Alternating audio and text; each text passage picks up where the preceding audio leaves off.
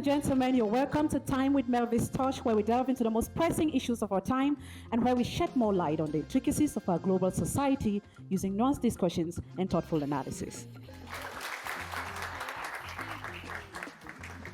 And that's not all. We spot out pace-setters, trendsetters, successful people, people with remarkable grass-to-grace stories that will inspire you and I to dream again.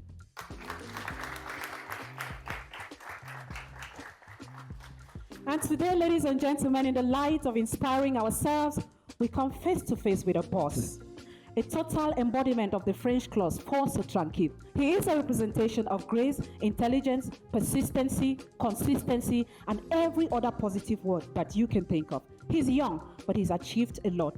He's one of the most renowned, most remarkable, and most sought-after musicians of our time. He doubles music, rapping, poetry, and filmmaking together. Ladies and gentlemen, if you are ready, just as I am ready, with a clap offering, please help me welcome Young Holiday.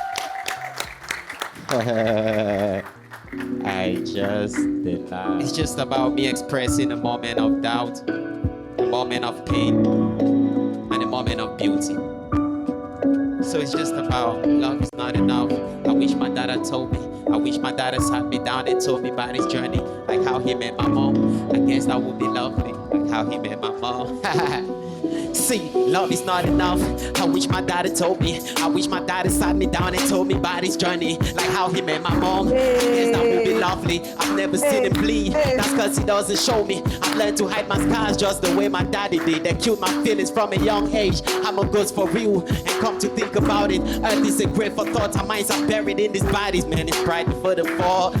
Am I truly who I think I am? Am I meant to be more than just a man? If I'm a king, why am I begging for survival? Trying to kill my fears, they said I'm trying to be suicidal. Power, sex, love, I fell in love with night. I've always tried to be the best, they tell me I'm a fighter. Yeah, I'm looking at my phone. I saw a text from Nick. I told him, bro, what's up? He said we like to preach, and I tell him, give me clues. He said an interview. I'm walking on the road, think of things that I would use. That's when I heard this song. It's playing in my brain. It said, go up there and show these people you insane. Like the girl wearing red, your golden hair is insane. I really love your faces, and I know that I'll be great. Am I truly who I think I am? Am I meant to be more than just a man? If I'm a king, why am I begging for survival? Woo! Thank you guys very much. My name is Young Holiday. Every child has the right to be protected against maltreatment, exploitation, and human rights abuse. But that is not the case over here. The CBC Health Service reports that over 50% of children in Cameroon have been victims of child abuse and human rights violation. UNICEF reports that the number seems to have escalated over the years as a result of the crisis in the northwest and southwest regions of Cameroon. There are a lot of reasons that have accounted for this: poverty, rape, increased crime, child marriage, and lots of other things. But this evening, we're going to be talking about something that seems most of the times overlooked. We're talking about the practice of transporting young, underage, innocent, vulnerable children, especially from the northwest and southwest regions of Cameroon, to come work as house helps in the central and littoral regions of Cameroon. Most of the times, these children are girls, vulnerable, young. They are ripped of their youthfulness. They are not allowed time to grow and develop into full adults, and they are forced into the job market. Under guardians, we are not sure will take care of them like their actual parents will take care of. And so joining us to have this conversation tonight is going to be Mrs. Shundale Maxceline Ayumbi. She is a master's degree holder in public health. She's also the CEO and founder of Vision of Hope, which is already 9 years old today. They help assist, They do help assist and empower the poor, the vulnerable, the sick, the orphans, and the widows. And through their reach out, they've helped over these 9 years diagnose over 700 cases of hypertension, over 200 cases of diabetes, and over 4 cases of cervical cancer. Please clap for them. And now, please, if you're ready, just as I am, please put your hands together as we welcome Madame Maxceline. And also joining us, guys, is going to be Mrs. Mbuh Lolita. She is a mother of 3 beautiful children, a wife as well. She's a teacher by profession, an entrepreneur, and the CEO and founder of The Ultimate Beauty and Spa. She is also brand ambassador for Oriflame Sweden here in Cameroon. Please put your hands together as she comes forward.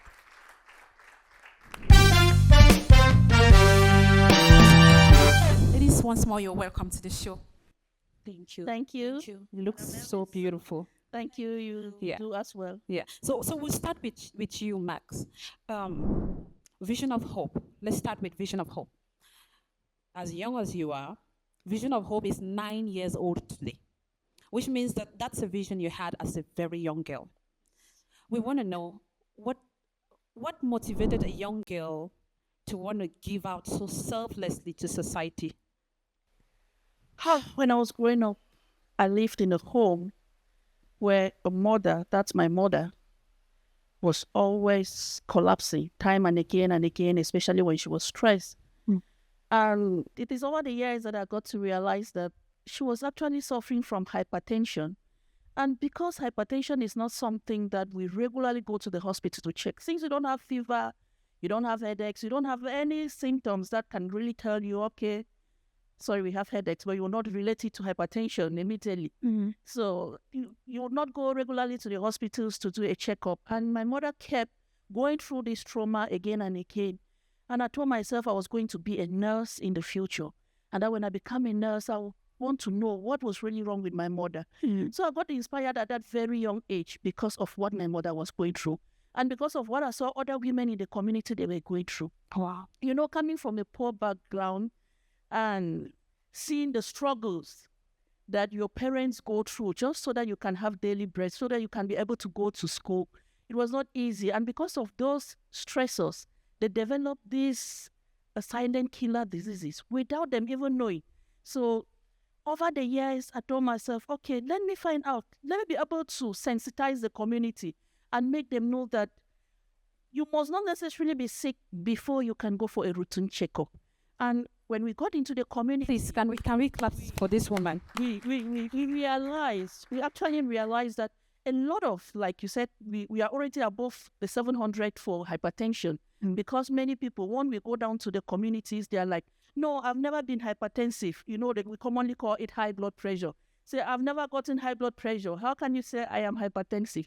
And then we'll say, okay, we'll do a follow-up with the nearest health facility so that you can get to treat yourself. That is what inspired me the most. Also, as a result of the fact that it was very difficult for my parents to pay my fees, buy books. You see, if you see most of the activities that we carry out, they are centered around my growing up. The way I felt, I thought that somebody could come to our rescue, somebody could come to our aid, but there was never somebody that was coming to our aid. And I told myself, I know tidings is good, but if I have a little, instead of doing my tidings, I would give it back to the poor and vulnerable in the community. Wow. And that is how I started giving back to the village. I started giving back to the community. Now, being the nurse that I dreamed to become and then going above and being a public health expert, it inspired me even the more. Because when I worked with a project and seeing how community members, they die every day as a result of complications from non-communicable diseases, I told myself there is a need to do more.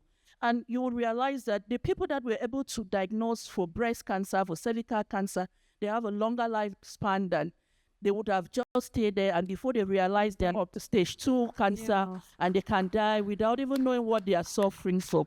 So that was my own little way of giving back to the community. And I had this vision. I keep telling myself, in as much as I will one day want to get old, it's good that I take care of the aged people. And the reason why you see me, I go into the communities and look for the oldest mothers, especially the widows. Most of them, they don't even have children. They are just living on their own, and then we have to rehabilitate, give them the basic necessities that they will need just for a comfortable life. But doing that to me is satisfactory, because when I go back to bed, I lie comfortably knowing that somebody is smiling, because vision of hope is the voice for the voice. Thank you so much for all that you do for humanity. You're welcome. Yes, we do. I've been following up your activities. I see that you engaged more in rural areas First, you started with villages, you reach out to these widows, you clean their houses, buy them mattresses and food and stuff. And it's just of recent that you're trying to expand into the cities. That's right. You, being a young girl who came from a humble background, you're reaching out to these people, you require finances and resources, lot of networking and assistance. I would like to know, we would definitely like to know, how do you get funding and how do you get the enablement to be able to reach out to these ladies? Is there an association you work with? Is the government coming in, or how do you go through all of that? To be sincere, that has been my greatest difficulty running this association, because basically I do this from the little wages that I get at the end of the month. Yeah. So when I get my salary, there is already a portion of my salary that goes for the activities of Vision of Hope, and it is standard. Every month as I receive, I just put it aside, and then I build up a team. Of recent, we're able to work with the Bafut Council that they came in. We did a cleanup in Bafut and recycling plastic containers, and which was very good. It was we recruited more than 330 youths in that subdivision, and at the end of the day, we were able to pay their fees, and then we gave them books for back to school, and they went home really celebrating. Wow, beautiful, beautiful. Aside this, we've not had funders. We don't have any partners, no other person coming in, but we just say the little that we give to the world matters. We don't have to have the world before we can offer something to somebody. We just want to give the little that we have, and we know that God will keep replenishing and more will come. One of the videos, I'm sure you saw it, there is one lady that we visited. And just because of that act that we went into that lady's house, an anonymous person just called and said, I want to support this lady. She cannot be living in a place like this. Yeah. Behold, she came and did a rehabilitation in this grandma's house. That's a lady that's over 100 years plus.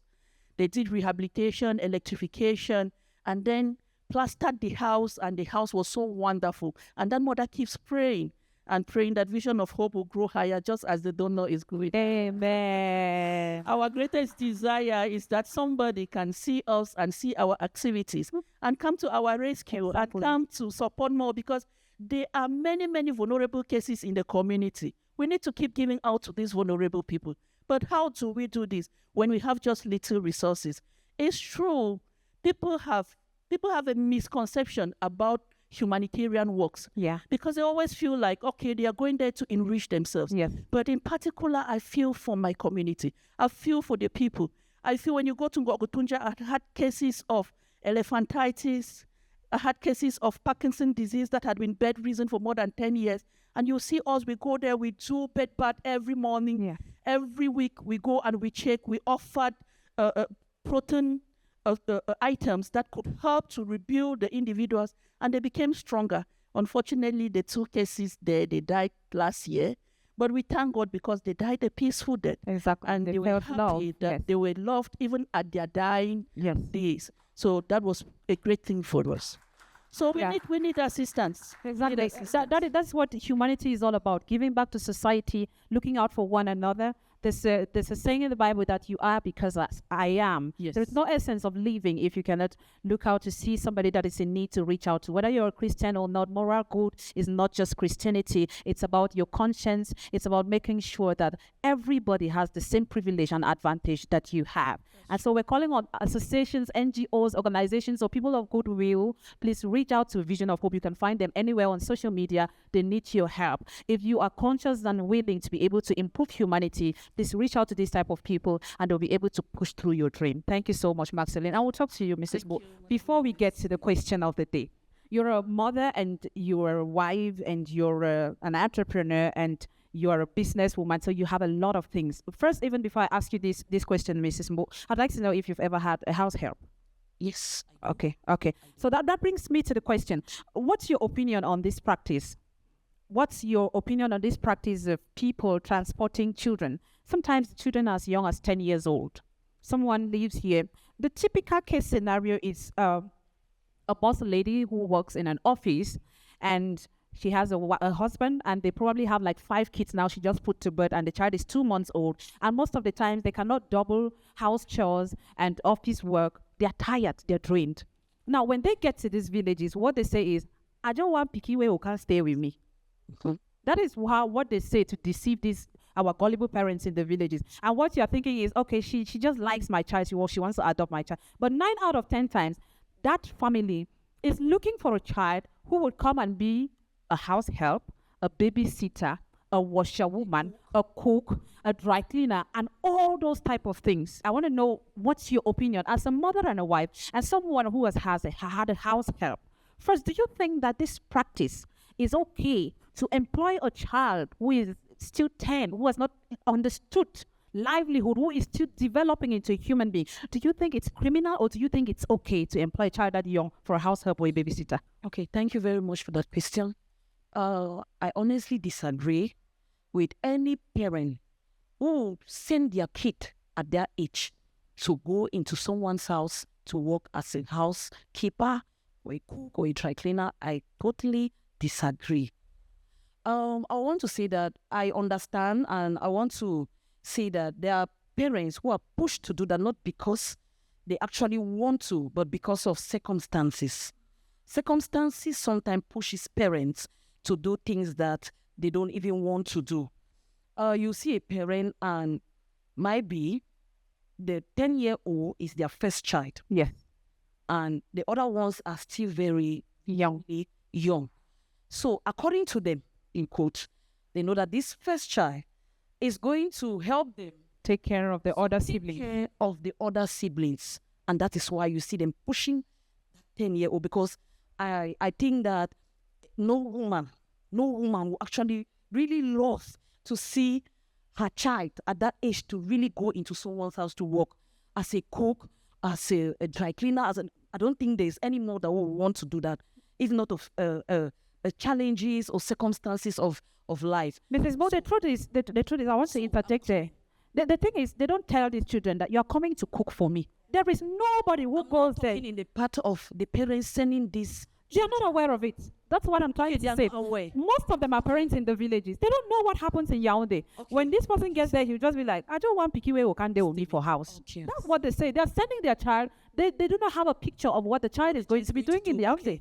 Okay. That's true. Okay, yeah, because most of these people come and they tell the parent, I will take the child, I'll take care of this child. Exactly. Yes, I think that's this now. They make you, they deceive you. That's the word. make sure they convince you enough for you to be able to send these children, not withholding the child. And they tell you, no, they will send the child to school. Or if not school, they'll send the child to work. Yeah, to learn handwork.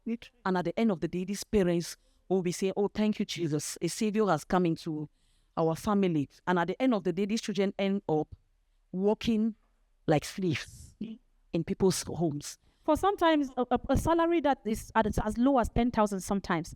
I've had so many cases that the salary is 10,000 francs. They say, we will send 10,000 francs every month to the parents. And they send it to the parents back in the village. It is wrong. It is totally wrong. I don't agree with that. And I want to say that I want to really hit hard on it. Us women or parents, please, no matter who this child is, no matter where the child is coming from, every child needs love. Every child needs a home. Every child has the right to be taken care of seriously. I don't think you need to, I don't think it's not about being a Christian or not. With your conscience and the human heart in you, you don't need to take someone's child. And you'll be at that age, 10 years. And sometimes if you look at these people, if you ask them, even their own child at 15 will not do what, of course, the one of 10 is doing. You can't take someone's child at that age and the child is watching, the child watch, the child clean, the child cooks, the child runs errands. It's totally wrong. It's not correct. Thank you. Matt, we're going to ask you. Have you had any such experiences personally? I was going to give an example coming from my own home. You know, I don't want us to limit this to only those that come and say they want somebody to come and assist them at home. There is also this tradition of giving a little bride or a little groom to a bride that is going into marriage with the belief that, okay, as you go along, maybe with your aunt or your elder sister, you're going to be raised here. Yes. I want to tell you this short story. It happened in my house. That's about 16 years ago when one of my nieces was sent off with me to into my marriage. Now, this child was around 8 years by then, 7, 8, and would often urinate on the bed. You will not believe it that just one of the nights that I said, let me go around and see how all the rooms are, just to do a check, I saw my own niece sleeping on the floor. And I am like, why are you on the floor? Daddy said I should not be sleeping on his bed because I urinate on this bed.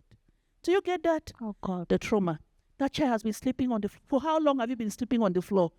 More than 2 weeks. And it became a serious problem. I told myself I cannot sleep on a bed and my own niece is sleeping on the floor. I want to tell you, first, this is still happening because the parents, these children come, like you said, from the rural areas. Yeah. Who are we talking about? We are talking about the children, the underage minors that are less than 15 years old. And we know it is penal by the Cameroon law. It is criminal to send out your child. You as a parent that is sending out your child and you that is taking the child, you have to both face the law. But the question is, now, is it enacted? But is it being put into practice? But that is where I'm coming to. But now, with a corrupt system, but now, in the place where people's positions, do you know who I am, has taken the place of the law, it becomes difficult to implement it. It becomes difficult because even if you report, what happens? Yes. But we have to start by sensitizing the communities. Because if a mother knows, or if a father knows that sending out my child into the cities is like slavery, that's trafficking. I'm trafficking my child. They will not do it. Exactly. They continuously do that because they are not informed. How do we do this education? There are NGOs in the communities, but they do not talk about it. They take it as a normal routine. We have agents and they ask money. They levy people in the cities so that they can bring in children for them. And even when they levy these individuals that are going to stay with these children, that money doesn't even get to the parents of these children. Yes. It remains with the agents or the agencies. Now, the parents have given out their child. They know that this child is going to bring us fruit, good fruits. But they are never going to be any good fruit because somebody that has paid 100,000 for you to bring them a nanny thinks that is a slave that you're bringing into their home. I literally brought you, and so I should do with you whatever I want. And the question is, what is humane about giving birth to a child and depending on her to take care of your family when she's barely 10? What is humane about that, even if you're poor? No, what's humane about saying my little girl will be the one to make money for me to take care of her siblings? The poor mentality, the lack of education.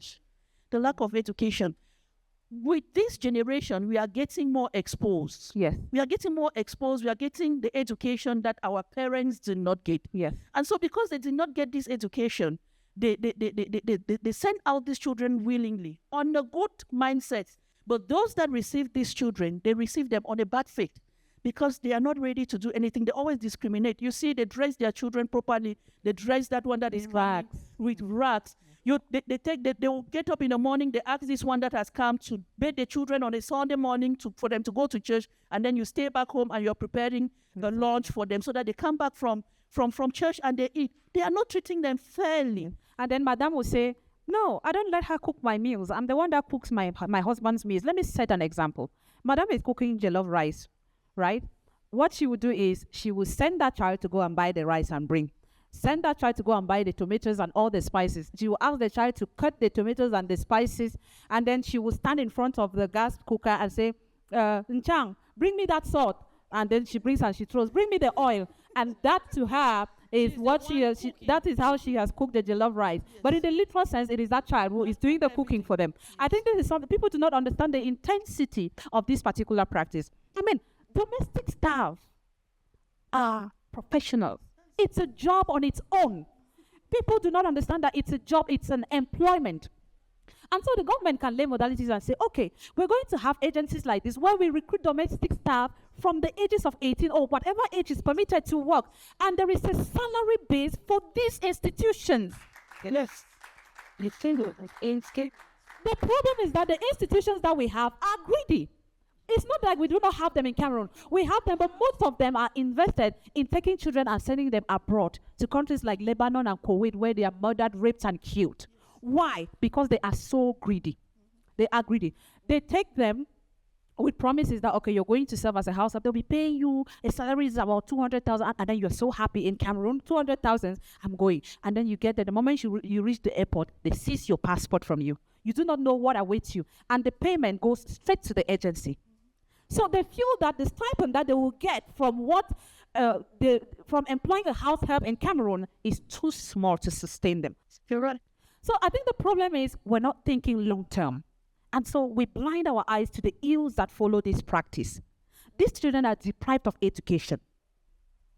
Whatever they say is education does not impact them in any way. 9 out of 10 times, I'll tell you, they are raped and bullied into silence. Yes. Take the case of a female child who is 10 years old that is brought into a house where the woman is a workaholic. She doesn't have time for her husband. And if her husband is a pervert, we do not know. They have a 17-year-old son who is their first child. And this child is there stuck up in the house. They do not even allow her time to go out. When that boy child wants to explore, he will explore on that girl because there is no one to protect her. Even the father in that house, if he's a pervert, he will rape that girl. Most of them are raped. And what they do is they bully them into silence. They tell them, if you ever open your mouth, I will kill you.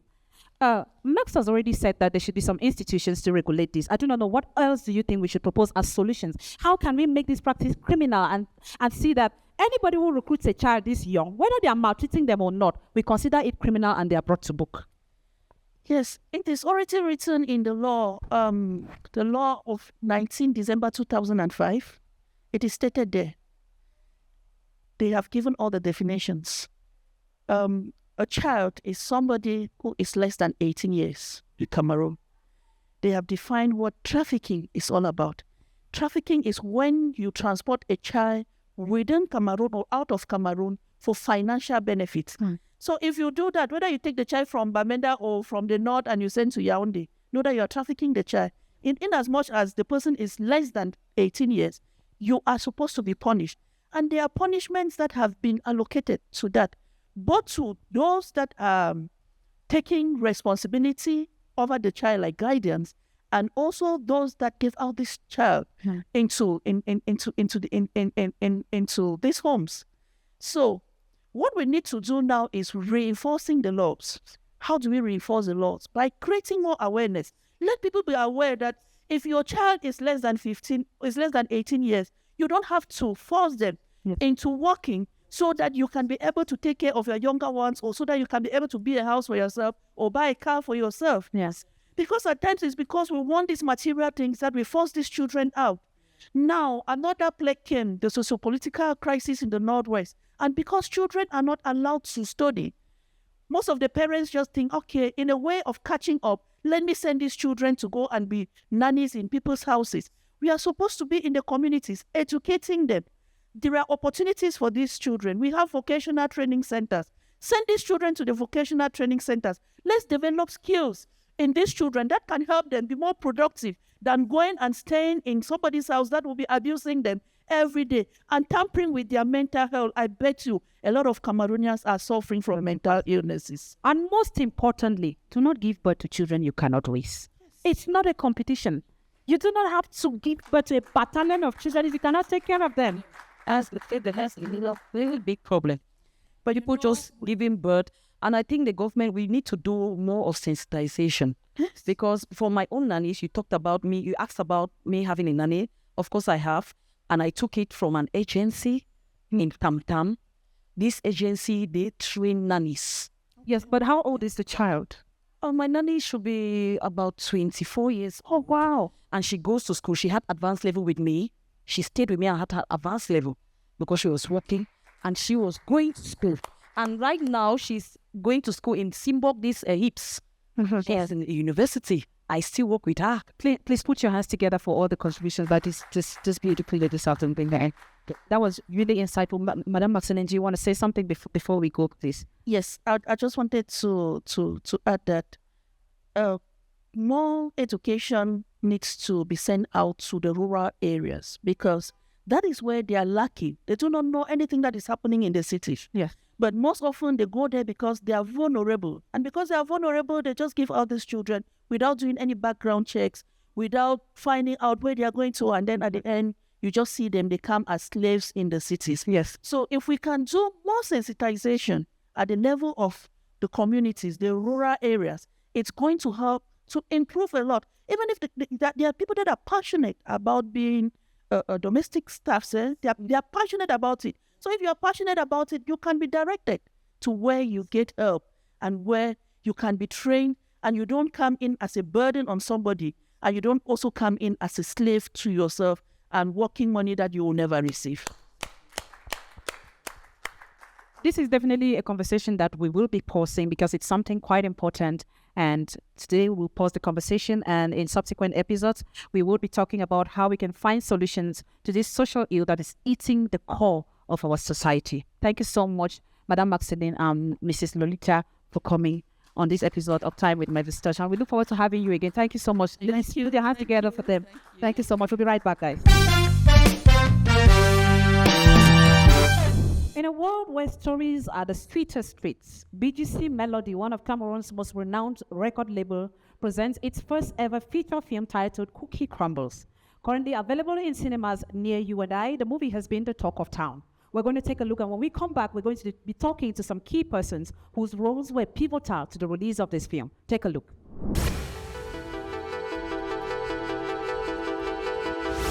Don't listen to her, Daddy. Vengeance is of the Lord.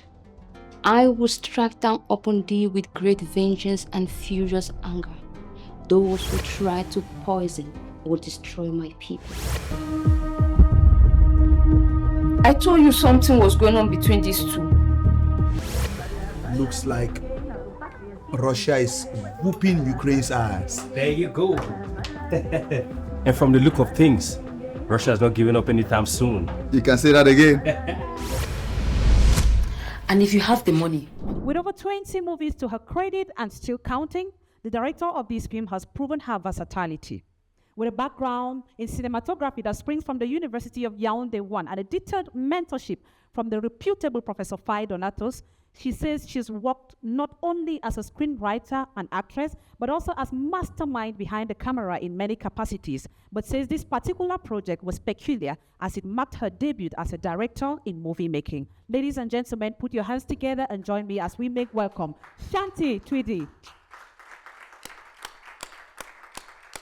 And she is not alone. She's accompanied by one of her cast members. Her name is Gladys Label. Gladys Label says this movie marked her debut as an actress, but says it's been a blessing as she's gone ahead to fetch herself another role in another movie. She says she intends to be the next big thing in the Cameroonian film industry, reason why she is fully invested in master classes and workshops. She says when she is not acting, she's fully invested in makeup artistry and hairdressing. Please, ladies and gentlemen, join me as we welcome Label.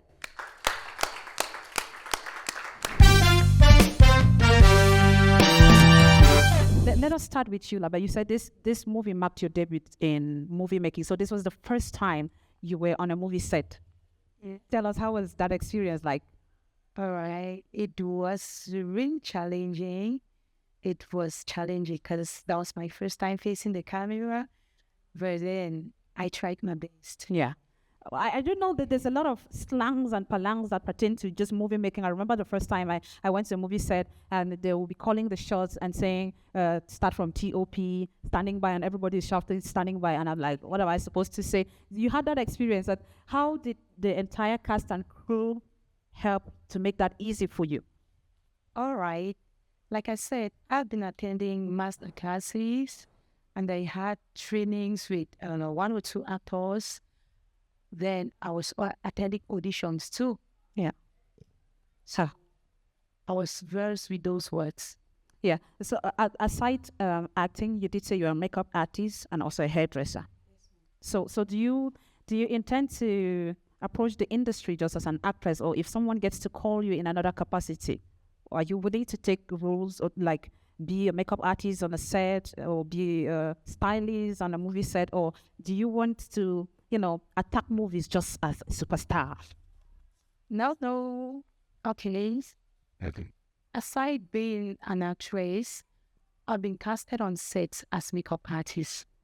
I've been casted on musical set as a makeup artist, and other scripts. Like there's a script I've been casted in right now. Yeah. I've been casted as a makeup artist, and I have a role in that movie too. Yeah. So which means that you're using all of yourself for the industry. So we can definitely start running advertisements because this is a full package. Now, let's turn to you, Miss Shanty.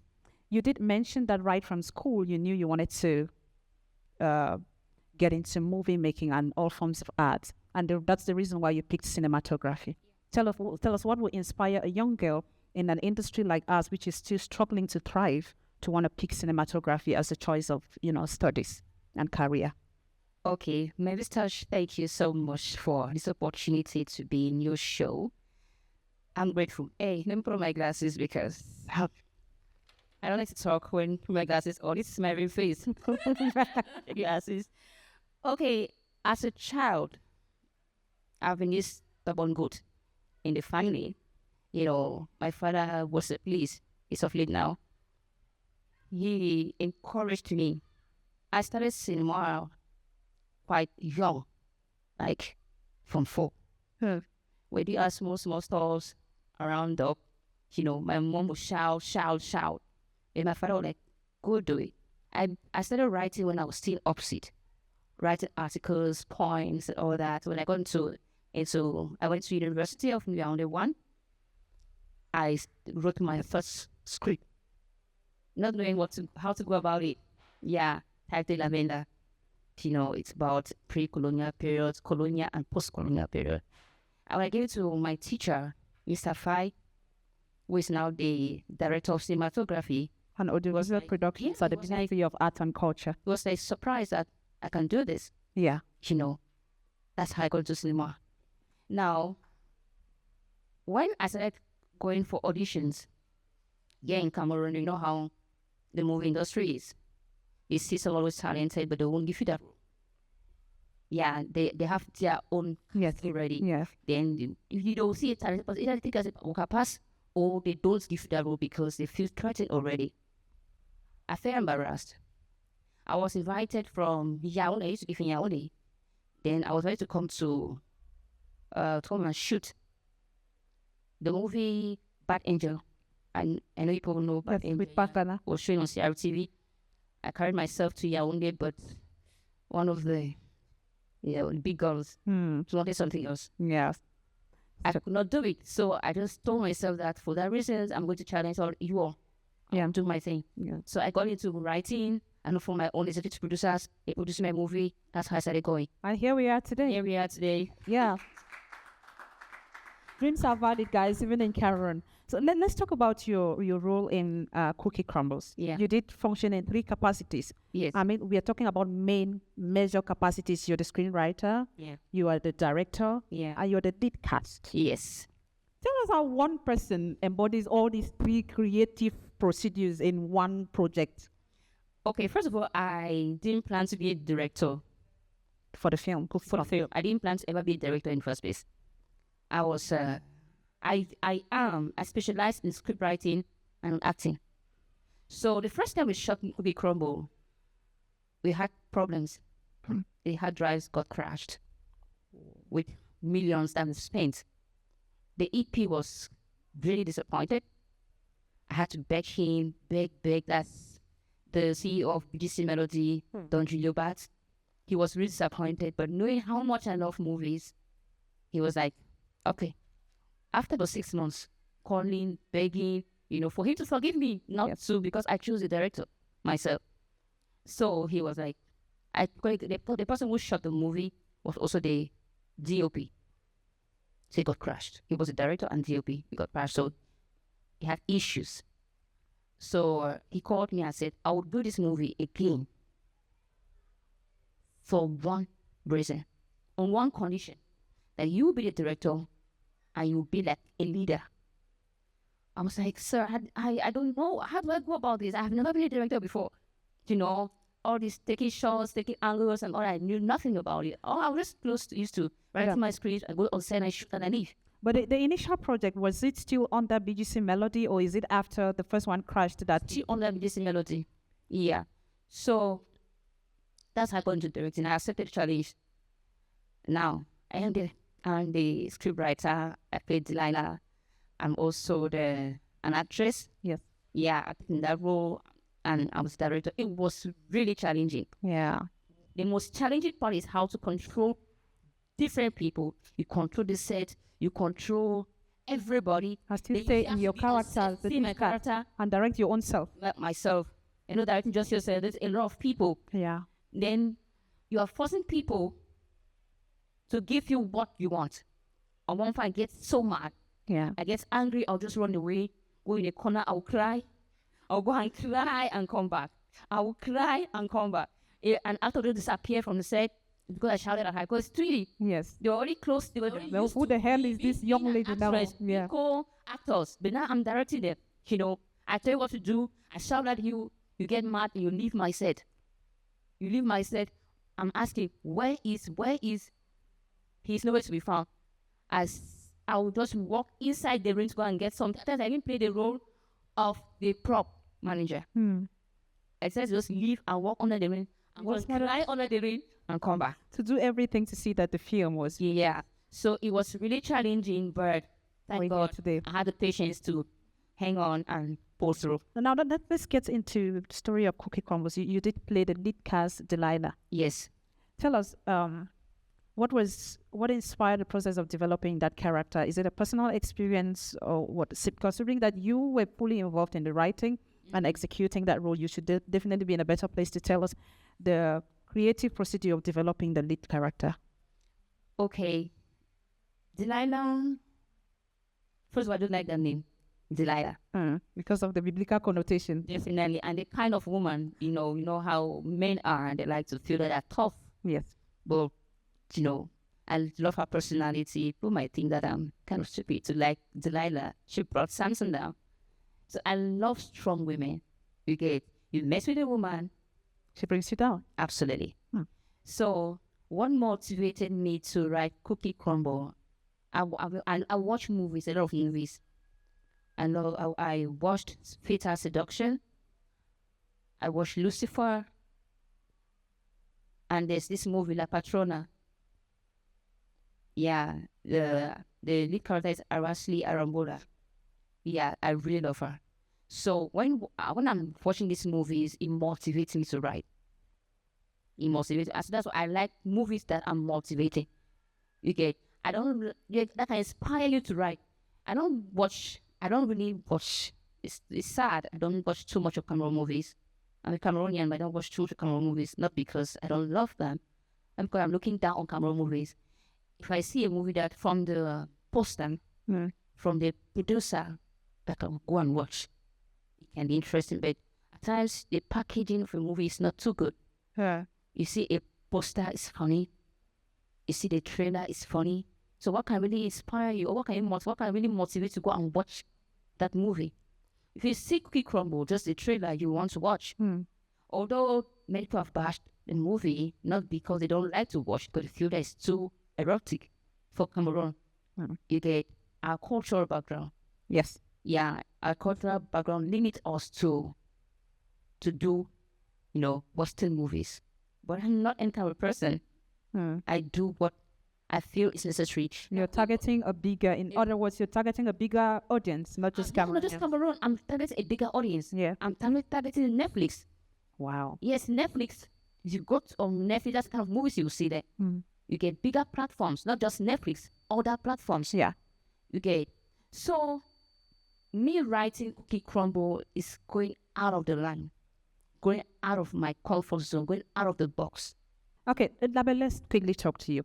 Tell us about the process of being casted in this movie. How did you get to grab that role of being a first timer? I attended an audition, and the audition was not even for Cookie Crumble. The audition was for Blake, a movie written by Shanty Tweedy. Wow. So that was my first audition. Yeah. That was my first audition. And then I was shocked. She picked me. She said, she's great. We can try her. So after that, they casted me in Cookie Crumble like just a week later. Miss Shanty, what she said just struck me.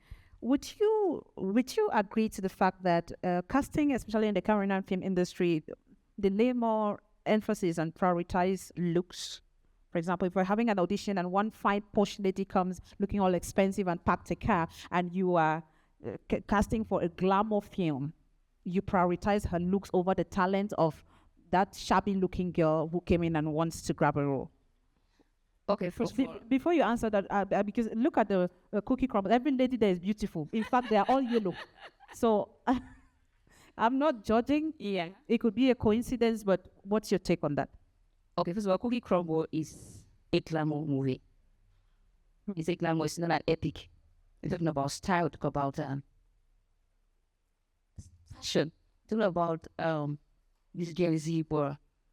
Yeah. So the looks definitely took first place. Definitely, the looks is good. And I take talent too. I'm not one person who always cast talent. Yeah. You get. So if I try, I say, okay, I love the way you look, and if I see that I can squeeze that talent out of you, fine, I'll do that. But I always tell people that package yourself. Package yourself, meaning that brand yourself. Personal branding and development is very important, because you cannot go on a movie audition looking funny. They expect, for example, I'm looking at a role of maybe let's say Delilah. I need a strong woman. I need a beautiful lady. I need a wild lady. You must not be wild, but you must be. I don't know how to put it. But Shanty, what about the day you want to cast those shabby-looking people? Because I'm saying that because even in Hollywood, we've had a lot of grass-to-grace stories. We had people whose stories, we see their evolution from the industry. We're talking of the likes of the Viola Davis. Yeah. In Nigeria, we're talking about Mercy Johnson. Yes. They came in looking all small and, very humbled, and the industry built them, and it's a beautiful story, and we'd like to see those stories. Are you not interested in such, or do you want to stick just to glamour? No. My first movie I wrote was titled Mbuh. It's a typical epic. It's not a glamour. Okay. We shot that movie in my village. We left Ghana. We went to Ndop. Yeah. Bafanji. Maybe we can cast anybody. Okay. But there are particular rules that you cannot cast. You cannot cast anybody. Yeah. You must be good looking. At times they didn't go for a particular complexion. Not even dark people. They will say they'll specify a fair person. At times they'll say don't want a fair person, they want a dark person. So we can agree that Cookie Crumbles was a movie for fair ladies, yeah? Not because everybody is literally fair. So my question, that would bring me to the question during the audition. It's not fair. Who? Mom, the girl who acted Maya. But she's fine. She's posh. She's beautiful, yes. So it's very beautiful. But she's a dark girl. Okay. So let's talk about your target audience, right? Is there an audience? It's a limitation. Is there a restriction on the age group on who can consume the movie? Your target audience. Yes. For example, the stories and the themes you're handling in the film, right? Before you preconceive the idea, definitely say, this film, I'm sending it out because I want it to entertain or instruct this kind of people. Actually, it's for everybody. It's for everybody because it talks about Christianity, it talks about Muslims, and it's from, I said the age limit from 18 and above. So long as you are 18 and above, you can watch Cookie Crumbles. Yes. Is there a plan, a marketing plan on how you intend to market the movie, generate profit after Absolutely, we're not targeting premieres as a marketing plan. No, we are premieres for promotion. Yeah, to create awareness. Yes, that there's a movie like that. But now my boss has distributors already distributed that have already watched the movie, so they are the ones that want out there in the market. So we have a plan. So it's already well set up. Yes. Thank you so much. Label, so with you just started this journey as an actress. Before we end this interview, tell us what is it that we should be expecting from Label? I will not end just as an actor. Like right now, they are anticipating the biggest studio season 4, and I intend to apply. I want to use this media to talk to my viewers out there that I would like you all to be my fan. I would like you all to vote for me if I'm in the house. Yes. Because I'm still planning to apply. If I should be picked, you all should anticipate for me. And vote for her because she's going to be a lot of entertainment. Thank you, beautiful ladies, for coming. And thank you for talking to us about Cookie Crumbles. Guys, do anticipate the premieres in your city because it's coming very soon. Thank you so much, Shanty Tweedy and Label. It was so great having you, and Thank you so much. we'll be right back. Ladies and gentlemen, we're going to end this episode of Time with Melvistouch with a set of practices and expressions that should not enter 2026. Are you ready? Are you ready? The first expression that must not enter your 2026 is saying men are scum. Because what in the misogyny is going on? Who asked you to test all the men?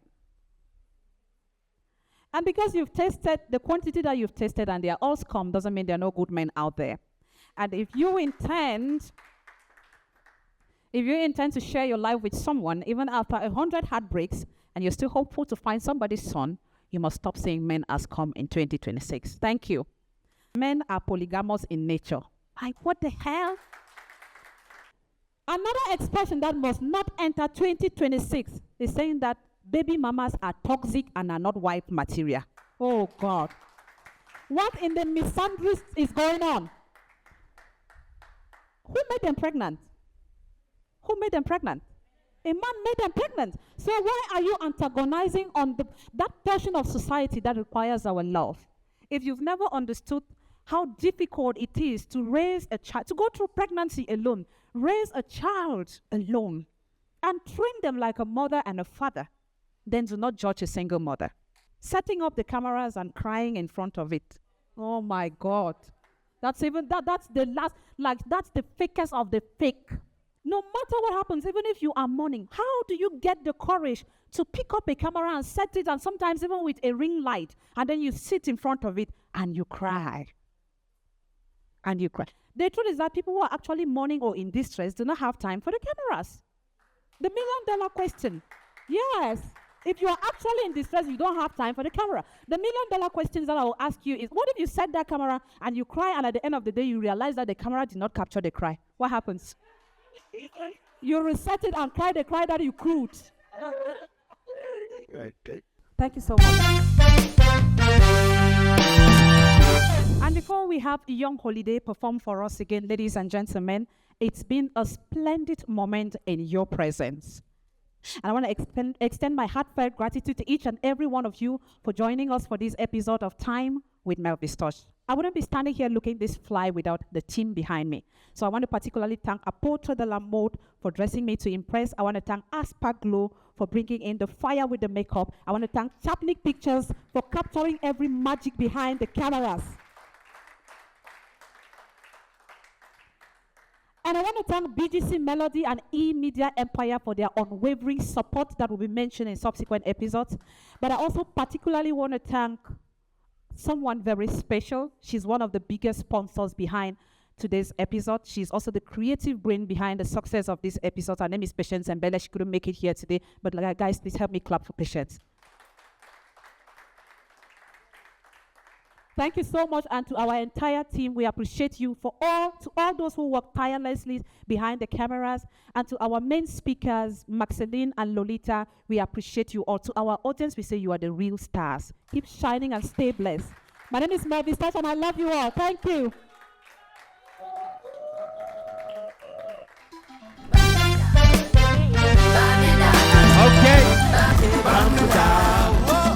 Thank you so much, guys. It's been amazing, and I'll see you again. and smart and good. I bless the Shanty good. We ain't doing shit. We all give a fuck. Better woman good. That nothing power.